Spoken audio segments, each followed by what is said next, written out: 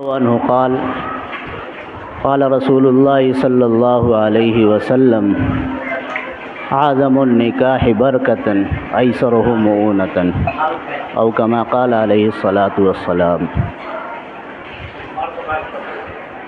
معزز سامعین، اللہ تبارک و تعالی نے دین اسلام کی شکل میں جو طریقہ زندگی گزارنے کا ہمیں دیا ہے، اس کے اندر بنیادی چیز یہ ہے کہ انسان کی زندگی آسان ہو۔ اللہ تبارک و تعالیٰ نے اس دنیا کو جو بنایا ہے، اس کائنات کو جو بنایا ہے، اس میں دو طرح کی چیزیں ہیں۔ ایک چیز وہ ہے جو انسان کے دائرۂ اختیار سے باہر ہے۔ دوسری چیز وہ ہے کہ جس کا اختیار انسانوں کے ہاتھوں میں اللہ تبارک و تعالیٰ نے سونپا ہے۔ اگر آپ غور کریں ان چیزوں کے بارے میں جو انسانوں کے اختیار سے باہر ہیں، آپ کو بہت واضح طور پر یہ نظر آئے گا کہ وہ چیزیں محض انسانوں کی زندگی کو آسان کرنے کے لیے ہیں، انسان کی زندگی کو مشکلات میں ڈالنے کے لیے نہیں ہے، بلکہ آسانیاں پیدا کرنے کے لیے ہیں۔ جیسے چاند ہے، سورج ہے، سمندر ہے، دریا ہے، ہوا ہے، یہ انسانوں کے اختیار سے باہر کی چیزیں ہیں۔ اللہ تبارک و تعالیٰ نے اپنے ہاتھ میں ان کا کنٹرول رکھا ہے، لیکن اگر آپ ان چیزوں پر غور کریں تو یہ بات بالکل واضح طور پر نظر آئے گی کہ یہ انسانوں کی زندگیوں کو آسان کرنے کے لیے ہیں۔ چاند سے انسان کی زندگی آسان ہوتی ہے، سورج سے انسان کی زندگی آسان ہوتی ہے، دریا ہے، پہاڑ ہے، ان چیزوں سے انسان کی زندگی آسان ہوتی ہے۔ اور وہ چیزیں جن کا اختیار اللہ تبارک و تعالیٰ نے بندوں کے ہاتھوں میں سونپا ہے اور اس کو اختیار دیا ہے کہ چاہے تو وہ اللہ کے بتائے ہوئے طریقے کے مطابق آ جائے اور چاہے تو اپنے منمانے طریقے کی طرف چلا جائے، لیکن اس میں بھی اللہ تبارک و تعالیٰ نے کچھ خاص ہدایات رکھ چھوڑی ہیں کہ یہ اللہ کا طریقہ ہے اور یہ غیر اللہ کا طریقہ ہے۔ اللہ تبارک و تعالیٰ نے جو اپنے طریقے بتائے ہیں، اس کے اندر بھی انسانوں کی زندگیوں کو آسان بنانا یہ بالکل بنیادی پہلو ہے۔ قرآن کریم میں اللہ تبارک و تعالیٰ نے فرمایا کہ یرید اللہ بکم الیسر ولا یرید بکم العسر، کہ اللہ انسانوں کے ساتھ آسانیاں کرنا چاہتا ہے، مشکلات نہیں کرنا چاہتا۔ انسانوں کا معاملہ یہ ہوتا ہے کہ انسان اپنی خواہشات کے پیچھے اور مختلف طرح کے لوازمات اپنے ساتھ لگا کر کے اپنی زندگی کو مشکل بنا دیتا ہے۔ پھر اس کے بعد وہ سوچتا ہے کہ دین اسلام پر عمل کرنا یا دین کی باتوں پر عمل کرنا مشکل ہو گیا ہے۔ حالانکہ کسی بھی زمانے میں کبھی بھی ایسا نہیں ہوا کہ دین پر عمل کرنا مشکل ہوا ہو۔ انسان نے اپنے خود ساختہ رسوم و رواج کی بنیاد پر اور ان لوازمات کی بنیاد پر جو اس پر واجب نہیں ہے، جو اس پر ضروری نہیں ہے، اپنے اوپر جو مسلط کر لیا ہے، اس کی وجہ سے انسان کی زندگی مشکلات میں پڑتی ہے۔ دین اسلام جو ہے وہ صرف عبادات کا نام نہیں ہے، اس کے اندر معاملات، اخلاقیات، معاشیات، اقتصادیات، یہ ساری چیزیں اس کے اندر شامل ہیں۔ عبادات کے جو طریقے متعین کر دیے گئے ہیں رسول اللہ صلی اللہ علیہ وسلم کے ذریعے، وہ تو ہیں اپنی جگہ پر، لیکن معاملات کے طریقے بھی رسول اللہ صلی اللہ علیہ وسلم نے طے کر دیے ہیں۔ اگر آپ خدائی اسکیموں پر غور کریں، خدائی طریقہ کار پر غور کریں، تو کچھ چیزیں ایسی ہیں انسان کی زندگی میں، کچھ معاملات ایسے ہیں انسان کی زندگی میں جو بالکل بنیادی ہوتے ہیں، جن کی حیثیت بہت بنیادی ہوتی ہے، جس کی بنیاد پر زندگی کی گاڑی آگے بڑھتی ہے، جس کی بنیاد پر دنیا چل رہی ہے۔ دنیا کو چلانے کی جو اسکیم اللہ تبارک و تعالیٰ نے انسانوں کو دی ہے، اس کے اندر سب سے بنیادی چیز جو ہے وہ نکاح ہے۔ دنیا کی بقا کو اللہ تبارک و تعالیٰ نے نکاح پر رکھا ہے کہ نکاح ہوتا رہے گا، نکاح کا سلسلہ چلتا رہے گا، اور اسی کی بنیاد پر زندگی کی گاڑی آگے بڑھتی رہے گی اور دنیا قائم رہے گی۔ نکاح کے سلسلے کو اگر ختم کر دیا جائے تو زندگی کی گاڑی بھی رک جائے گی اور دنیا کی بقا بھی ختم ہو جائے گی۔ یہ بہت بنیادی چیز ہے، اور یہ جتنی بنیادی چیز ہے اتنی ہی آسان بھی ہے۔ جیسے سانس لینا بہت بنیادی چیز ہے، آکسیجن ہر انسان کی بنیادی ضرورت ہے، تو آکسیجن کو اللہ تبارک و تعالیٰ نے کتنا آسان بنا دیا ہے کہ نہ اس کو خریدنے کی ضرورت ہے، نہ اس کے لیے کہیں جانے کی ضرورت ہے، ہر شخص کا آکسیجن اس کے پاس موجود ہے۔ یہ چونکہ بنیادی ضرورت ہے اس لیے اس کو سہل الحصول بنایا ہے۔ اسی طریقے سے نکاح جو ہے یہ بھی انسان کی ایک بنیادی ضرورت ہے، اور اللہ تبارک و تعالیٰ نے اسے بہت سہل الحصول بنایا ہے۔ آکسیجن کا معاملہ یہ ہے کہ اللہ نے اپنے اختیار میں لے لیا ہے، اس لیے اس کے اندر مشکلات کبھی نہیں پیدا ہوتی ہیں۔ نکاح کا معاملہ یہ ہے کہ اللہ نے اس کو انسانوں کے اختیار میں دے دیا ہے کہ تم نکاح جو اس طریقے پر کرو، اپنی ہدایات دے دی اور یہ بتا دیا کہ نکاح تم اس طریقے پر کرو۔ اب اس کے اندر بدعنوانیاں اور اس کے اندر دوسری طرح کی چیزیں پیدا ہوتی ہیں، اس لیے کہ انسانوں کے اختیارات اس کے اندر شامل ہو گئے ہیں۔ نکاح ایک بےحد آسان چیز ہے، اسلام کے اندر، شریعت کے اندر نکاح جو ہے یہ مطلوب ہے اور بےحد آسان چیز ہے۔ رسول اللہ صلی اللہ علیہ وسلم کی زندگی کو اگر آپ دیکھیں، عہد صحابہ کو اگر آپ دیکھیں تو نکاح سے زیادہ آسان چیز کچھ بھی نہیں ہے، بالکل آسانی کے ساتھ، بہت آسانی کے ساتھ نکاح ہو جایا کرتا تھا۔ رسول اللہ صلی اللہ علیہ وسلم نے اپنی صاحبزادیوں کا جو نکاح کیا ہے اس نکاح کو اگر آپ دیکھیں تو بالکل سادہ طریقے سے اور بہت آسانی کے ساتھ ہوا ہے، نہ کوئی بہت زیادہ تام جھام، نہ کوئی بہت زیادہ لمبی دعوتیں یا اس طرح کے معاملات، کچھ بھی نہیں، بہت آسانی کے ساتھ اور بہت اطمینان اور سہولت کے ساتھ ہوا ہے۔ رسول اللہ صلی اللہ علیہ وسلم کی زندگی میں صحابہ کرام نے جو اپنے نکاح کیے ہیں وہ بھی اسی طریقے سے سادگی سے بھرے ہوئے تھے۔ حضرت عبد الرحمن ابن عوف جو عشرہ مبشرہ میں شامل ہیں، ان کا جب نکاح ہوا ہے تو رسول اللہ صلی اللہ علیہ وسلم کو اس کی خبر بھی نہیں ہوئی تھی۔ بہت سے صحابی ایسے تھے جنہوں نے نکاح کیا اور رسول اللہ صلی اللہ علیہ وسلم کو اس کی اطلاع نہیں تھی۔ بعد میں جب آپ کو اطلاع ملی ہے تو آپ نے فرمایا کہ ٹھیک ہے، بہت اچھا کیا تم نے، لیکن اگر اطلاع دے دیتے تو اچھا تھا۔ نکاح کو دین اسلام نے بہت زیادہ آسان بنایا ہے، لیکن انسانوں کے دخل نے اس کو بہت زیادہ مشکل بنا دیا ہے۔ ہمارے زمانے تک آتے آتے نکاح ان خرافات اور ان بدعنوانیوں میں گر گیا ہے کہ اس کی کوئی حد نہیں ہے، اس کی کوئی انتہا نہیں ہے۔ مختلف طرح کی چیزیں اس کے اندر جوڑ دی گئی ہیں۔ شریعت کی نگاہ سے اگر آپ دیکھیں، فقہ کے اعتبار سے اگر آپ دیکھیں تو نکاح کے اندر کچھ بنیادی چیزیں ہیں۔ نکاح کے اندر نکاح یعنی ایجاب و قبول ہے، یہ ضروری ہے، اور پھر اس کے ساتھ مہر جو ہے وہ ضروری ہے، اور اس کے بعد پھر ولیمہ ہے۔ ولیمہ جو ہے وہ سنت ہے، وہ ضروری بھی نہیں ہے۔ بس کل اتنی ہی چیزیں ہیں، لیکن ہمارے زمانے تک پہنچتے پہنچتے اس کے ساتھ اتنے خرافات اور اتنی نئی چیزیں شامل کر دی گئی ہیں کہ نکاح ایک مشکل ترین عمل بن گیا ہے۔ اگر کسی کو نکاح کرنا ہوتا ہے اپنے بیٹے کا یا اپنی بیٹی کا تو اس کو 7 پہاڑ کھودنے کے برابر طاقت لگتی ہے۔ ایسی مشکل چیز بنا دی گئی ہے، اس کے ساتھ ایسی رسومات اور ایسی چیزیں جوڑ دی گئی ہیں کہ اس کی کوئی حد اور کوئی انتہا نہیں ہے۔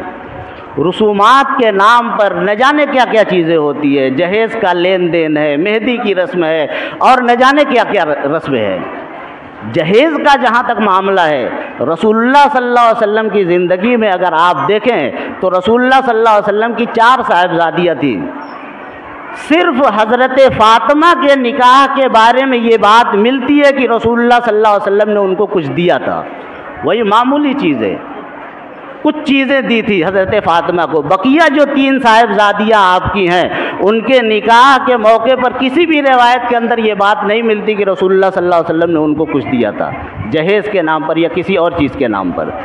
حضرت فاطمہ کو بھی جو رسول اللہ صلی اللہ علیہ وسلم نے دیا تھا وہ جہیز نہیں تھا، بلکہ چونکہ رسول اللہ صلی اللہ علیہ وسلم حضرت علی کے سرپرست تھے، سرپرست ہونے کی بنیاد پر آپ نے دی تھی، اور اس کے اندر بھی یہ چیز تھی کہ جب نکاح کا وقت قریب آیا تو رسول اللہ صلی اللہ علیہ وسلم نے حضرت علی کو بلایا اور بلا کر کے پوچھا کہ تمہارا نکاح ہونے والا ہے، تمہارے پاس خرچ کے لیے کچھ چیزیں ہیں، اخراجات وغیرہ تمہارے پاس موجود ہیں یا نہیں ہیں؟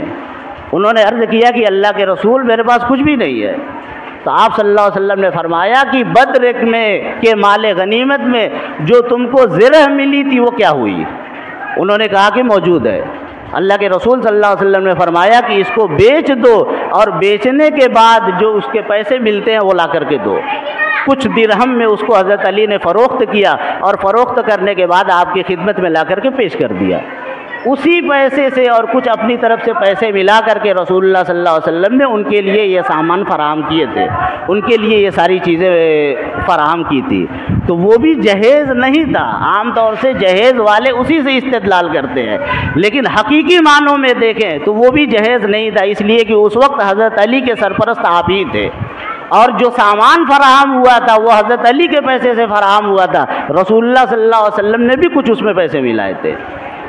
تو یہ جو جہیز کی رسمیں ہماری معاشرت میں، تو جہیز جو ہے وہ دو طرفہ ہو گیا ہے۔ عام طور سے یہ سمجھا جاتا ہے کہ جہیز ایک طرف سے ہوتا ہے، لڑکی والے دیتے ہیں، لیکن اب کی جو معاشرت ہے اس میں جہیز دو طرفہ ہوتا ہے۔ لڑکی والے سامان کی صورت میں جہیز دیتے ہیں، اور لڑکے والے نوکری یا تجارت کی صورت میں جہیز دیتے ہیں۔ وہ لڑکے جن کے پاس تجارت نہیں ہے، جن کے پاس معیشت کا انتظام نہیں ہے، یا جس کو ہماری زبان میں بے روزگار کہتے ہیں، عام طور سے ان کے بھی نکاح مشکل ہو گئے ہیں۔ کوئی شخص ان کو اپنی لڑکی دینے کے لیے تیار نہیں ہوتا ہے، اس لیے کہ اس کے پاس روزگار نہیں ہے، اور کوئی شخص اپنے گھر ایسی لڑکی لانے کے لیے تیار نہیں ہوتا ہے کہ جو غریب ہو یا جو جہیز کے سامان زیادہ نہ دے سکے۔ ظاہر ہے کہ یہ زندگی جو مشکل ہوئی ہے، نکاح جو مشکل ہوا ہے، یہ دین اسلام نے مشکل نہیں بنایا ہے، اللہ اور اس کے رسول نے مشکل نہیں بنایا ہے۔ ان چیزوں کو اللہ اور اس کے رسول نے بے حد آسان بنایا تھا، بے حد آسان بنایا تھا، اتنا آسان بنایا تھا کہ جیسے سانس لینا آسان ہے ویسے ہی نکاح کرنا بھی آسان ہے۔ لیکن ان چیزوں کو مشکل ہم نے بنایا ہے، ہمارا دخل ہوا ہے، ہمارا ہاتھ اس کے اندر لگا ہے، تو اس کے بعد یہ ساری چیزیں مشکل ہوتی چلی گئی۔ تو ظاہر ہے کہ قصوروار ہم ہیں۔ پھر ہوتے ہوتے ایک وقت ایسا آتا ہے کہ ان چیزوں میں انسان اتنا گر جاتا ہے، رسومات میں، بدعات میں، خلافات میں انسان اتنا زیادہ گر جاتا ہے کہ جو اصل چیزیں ہوتی ہیں وہ اجنبی بن جاتی ہیں۔ معاشرت کی صورتحال یا معاشرت کا جو اسٹیٹس ہوتا ہے وہ ان چیزوں سے طے ہونے لگتا ہے، معیار جو یہ چیزیں بننے لگتی ہیں، پھر اس کے اندر نام و نمود، دکھاوا اور دنیا بھر کی خرابیاں پیدا ہوتی رہتی ہیں۔ ظاہر ہے کہ ان خرابیوں کا مشاہدہ مجھ سے زیادہ آپ لوگ کرتے ہیں، ان خرابیوں کی اور ان برائیوں کا مشاہدہ مجھ سے زیادہ آپ لوگ کرتے ہیں، آپ لوگ اس کو زیادہ بہتر طریقے سے جانتے ہیں کہ اس کے اندر کتنی مشکلات پیدا ہوتی ہے، باپوں کے لیے، گھر کے لوگوں کے لیے، بھائیوں کے لیے، بہنوں کے لیے کتنی مشکلات پیدا ہوتی ہے۔ یہ ساری مشکلات ہماری پیدا کردہ ہیں، یہ ساری مشکلات ہماری ایجاد کردہ ہے، ورنہ اگر اللہ اور اس کے رسول کی بات مانی جائے تو پھر کچھ بھی مشکل نہیں ہے۔ زندگی گزارنا بے حد آسان ہے، زندگی گزارنے کو جو مشکل بنایا گیا ہے وہ ہم نے بنایا ہے، ورنہ رسول اللہ صلی اللہ علیہ وسلم نے زندگی گزارنے کا جو طریقہ ہم کو دیا ہے، معاملات میں، اخلاقیات میں یا عبادات میں، کسی بھی چیز میں، تجارت ہو، معیشت ہو، اقتصاد ہو، چاہے جو بھی شعبہ ہو، ہر شعبے میں رسول اللہ صلی اللہ علیہ وسلم نے زندگی کو بے حد آسان بنایا ہے۔ آدمی اگر اس کے مطابق زندگی گزارے تو اس کی زندگی بے حد آسان ہے، لیکن آدمی اس کے خلاف جب جاتا ہے تو پھر زندگی کی مشکلات پیدا ہوتی ہے۔ ہر طرف ہائے توبہ جو مچی ہوئی ہے کہ ہر آدمی پریشان ہے، ہر آدمی پریشان ہے، اپنے اپنے دائرہ اختیار میں ہر آدمی پریشان ہے۔ اس کی بس وجہ یہ ہے کہ یہ ساری مصیبتیں، یہ ساری پریشانیاں ہماری خود ساختہ ہیں، ہم نے پیدا کی ہیں اور ہم نے اپنے اوپر مسلط کر لی ہیں۔ نکاح کے وقت یا شادی بیاہ کے وقت جو رسومات ہوتے ہیں، ظاہر ہے کہ ان کو دیکھ لیجئے، ایک نئی طرح کی رسمیں جو آ رہی ہیں، مہندی کی رسم ہے، اس کا کوئی ثبوت کہیں پر نہیں ہے، دین کے اندر، شریعت کے اندر مہندی کا کوئی ثبوت نہیں ہے۔ दुल्हन को सजाने के लिए अगर मेहंदी लगाई जा रही है तो ठीक है, लेकिन उसके साथ जो उसके लवाजिमात है कि सारे रिश्तेदारों को इकट्ठा किया जाए, एक ख़ास तरह का लिबास सारे लोग पहने और एक ख़ास तरह की गीत गाई जाए और फिर ख़ास तरीके से मेहंदी लगाई जाए, पैसे तकसीम किए जाएँ, जाहिर है कि ये सब हमारी अपनी मुसल्लत करदा मुसीबतें हैं। ये हमने अपने ऊपर मुसल्लत कर ली हैं, हमने पैदा करके अपने ऊपर ओढ़ ली हैं, तो ये सारी मुसीबतें हैं, वरना इनका कोई सबूत नहीं है, इन चीज़ों का कोई वजूद नहीं है। दीन के अंदर, इस्लाम के अंदर, शरीयत के अंदर, अल्लाह के रसूल सल्लल्लाहु अलैहि वसल्लम की ज़िंदगी में कोई इन चीज़ों का वजूद नहीं है। फिर दूसरी मुसीबतें होती हैं दावत की और बड़े बड़े वलीमों की और जो दूसरे तरह के मामलात होते हैं, दिखावा, रियाकारी और इस तरह की चीज़ें होती हैं। अब तो मेयार ऐसा बना दिया गया है निकाहों का और शादियों का मेयार ऐसा बना दिया गया है कि जो गरीब होते हैं उनकी ज़िंदगी अजीरन हो जाती है। एक निकाह में इतना खर्च आता है कि एक गरीब आदमी पूरी ज़िंदगी उतना कमा नहीं पाता है, पूरी ज़िंदगी उसका कर्ज अदा करने में गुजर जाती है। अब जाहिर है कि ये मुआशरत का ऐसा जबर है कि जिससे कोई भी शख्स मुआशरे में रहने वाला मुस्तस्ना नहीं है। मुआशरती जबर की बुनियाद पर, मुआशरती दबाव की बुनियाद पर ये सारी चीज़ें होती है। अगर सारे लोग ठान लें, सारे लोग अगर तय कर लें कि ये सारी चीज़ें सहूलत के साथ की जाएंगी, निकाह आसानी के साथ किए जाएंगे और जो चीज़ें हैं सारी चीज़ें सहूलत के साथ की जाएंगी, सुन्नत के मुताबिक की जाएंगी, तो फिर कोई मुश्किल नहीं है, किसी के ऊपर कोई जबर बनने वाला नहीं है। मालदार आदमी है, उसके पास पैसे हैं, तो कोई ज़रूरी नहीं है कि वो खर्च करे। अगर किसी के पास पैसे हैं तो ये क्या ज़रूरी है कि वो ऐसी ही जगह पर खर्च करे। ऐसा नहीं है कि दीन ने या इस्लाम ने पैसों को खर्च करने की जगह न बताई हो, वो ऐसी जगह पर खर्च करे पैसों को जहाँ पर किसी गरीब पर जबर न पड़े। ऐसी जगह पर पैसे खर्च करने की क्या ज़रूरत है कि एक मेयार बन जाए, एक स्टेटस बन जाए और उसके बाद जो पीछे के लोग हैं वो भी उसी के पीछे चलने के चक्कर में अपनी पूरी ज़िंदगी जो है वो कर्ज़े में डुबा लें।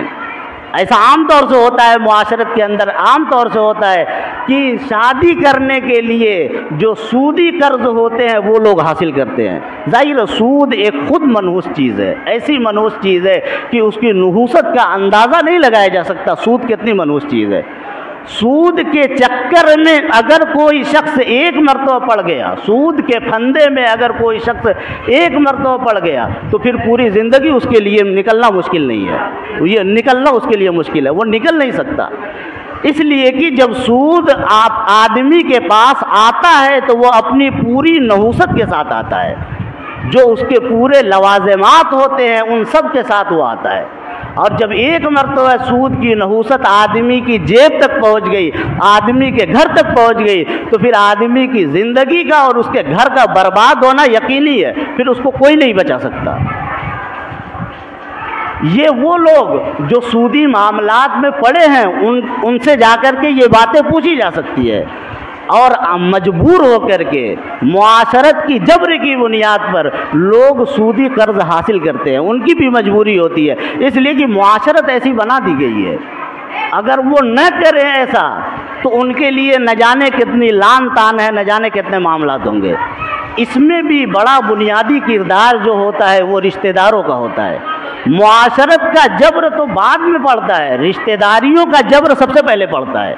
भाई बहन का जबर है, खाला फूफी का जबर है, ये इस तरह के जो जबर होते हैं ये सबसे पहले पड़ते हैं। जाहिर है कि शादी हो रही है, एक खुशी का मौका है, सारे लोगों को पूछना चाहिए, सारे लोगों को जो रिश्तेदार है, दोस्त अहबाब है, उनको बुलाना चाहिए, लेकिन ये बुलाना लाजिम और ज़रूरी नहीं है।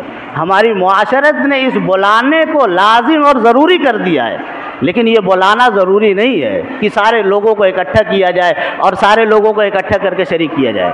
अगर आदमी की इस्तेताअत है तो बुलाए, अगर नहीं इस्तेताअत है तो न बुलाए, बाद में माजरत कर ले या कुछ और कर ले।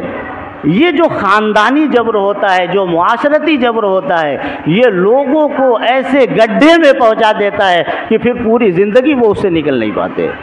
हमारी मुआशरत का फ़िलहाल सबसे बड़ा नासूर यही चीज़ है, निकाह की मुश्किलात, निकाह से सादगी का ख़त्म हो जाना।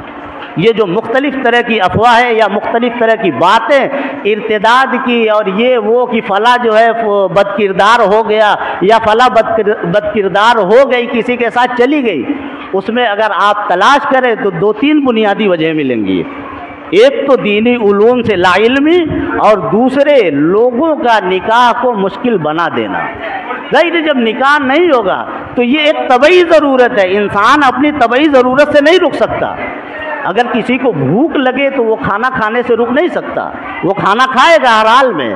اسی طریقے سے جنس بھی انسان کی ایک طبعی ضرورت ہے، جب جنسی تقاضے پیدا ہوں گے تو ان کو پورا کرنا پڑے گا۔ اگر کوئی شخص نہیں پورا کرے گا تو اگر جائز طریقے سے نہیں پورا کر پائے گا تو پھر وہ ناجائز طریقے میں پڑے گا۔ یہ آسان چیزیں تھیں، ہر چیز اللہ نے آسان بنائی ہے، ہر چیز کو اللہ نے اس لیے بنایا ہے تاکہ اس کی زندگی آسان ہو۔ جو ہمارے اختیار میں نہیں ہے وہ بھی ہماری زندگی کو آسان بنانے کے لیے ہے، اور جو ہمارے اختیار میں ہے جس میں اللہ تبارک و تعالیٰ نے ہدایات دی ہیں کہ اس طریقے سے کرنا ہے، وہ بھی ہماری آسانی کے لیے ہے۔ آپ پورے دین اسلام کے مجموعے پر غور کر لیجئے، کہیں پر بھی آپ کو ایسا نہیں ملے گا کہ جہاں پر انسان کو پریشانی ہو۔ پریشانیاں انسان کو وہاں پر ہوتی ہیں کہ جہاں پر وہ اپنی خود ساختہ چیزیں اس میں داخل کرنا شروع کر دیتا ہے۔ اسلام نے جو ہدایات دی ہیں ان ہدایات سے آگے بڑھ کر کے وہ جب کام کرنا شروع کر دیتا ہے تو پھر پریشانیاں آنا شروع ہو جاتی ہیں۔ اس کی بہت موٹی سی مثال نکاح ہے کہ نکاح کی جو ہدایات ہے ان ہدایات سے ہٹ کر کے انسان نے دوسری چیزیں داخل کرنی شروع کر دی ہیں اس کے اندر، تو اس کی وجہ سے طرح طرح کی مشکلات پیدا ہو رہی ہے، معاشرت تباہ ہو رہی ہے۔ معاشرت اتنی بری طرح سے تباہ ہو رہی ہے کہ اس کا اندازہ نہیں لگایا جا سکتا۔ ظاہر ہے کہ ایسے لوگ یا ایسے واقعات اور ایسے حادثات معاشرے میں رونما ہوتے ہیں یا سامنے آتے ہیں کہ جن کے بارے میں ایک شریف آدمی تصور بھی نہیں کر سکتا، سوچ بھی نہیں سکتا ایک شریف آدمی کہ اس طرح کا بھی معاملہ ہو سکتا ہے۔ لیکن یہ ساری چیزیں ہو رہی ہیں اس لیے کہ کچھ خود ساختہ چیزیں، کچھ خود ساختہ رسمیں، کچھ ایسی مصیبتیں ہم نے اپنے اوپر مسلط کر لی ہیں کہ جن کا وجود دین میں کہیں نہیں ہے، جن کا وجود رسول اللہ صلی اللہ علیہ وسلم کی زندگی میں کہیں نہیں ہے، جن کا کوئی عطا پتہ صحابہ کرام کی زندگی میں نہیں ملتا ہے۔ ظاہر اگر زندگی کو آسان بنانا ہے تو پھر اسی طریقے پر جانا پڑے گا جو فطری طریقہ ہے۔ دین نے جو طریقے بتائے ہیں وہ فطری طریقہ ہے، ہم نے جو طریقے بنائے ہیں وہ غیر فطری طریقہ ہے۔ فطری طریقے میں سہولت ہوتی ہے اور غیر فطری طریقے میں آسانیاں مشکلات ہوتی ہیں۔ چونکہ ہم غیر فطری طریقے کی طرف چلے گئے ہیں اس لیے زندگی جو ہے وہ مشکلات سے گھر گئی ہے۔ اگر فطری طریقے پر ہم رہیں تو زندگی کوئی مشکل نہیں ہے، مرنا بھی آسان ہے اور جینا بھی آسان ہے۔ لیکن ہمارے لیے مسئلہ یہ ہے کہ نہ ہمارے لیے جینا آسان ہے نہ مرنا آسان ہے۔ ایک آدمی مرتا ہے تب بھی اس کے پیچھے اچھا خاصا پیسہ خرچ ہوتا ہے، 30-40 ہزار روپیہ اگر آدمی چھوڑ کر کے نہیں گیا تو اس کے ورثہ کے لیے مشکلات پیدا ہو جاتی ہیں۔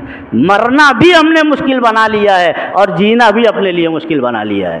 یہ صرف ملاوٹ کی بنیاد پر ہے۔ خالص اگر چیزیں رہیں، خالص دین رہے، خالص شریعت رہے تو پھر یہ چیزیں مشکل نہیں ہے۔ چونکہ ملاوٹ پیدا ہو گئی ہے اس لیے یہ چیزیں مشکل ہوتی جا رہی ہیں۔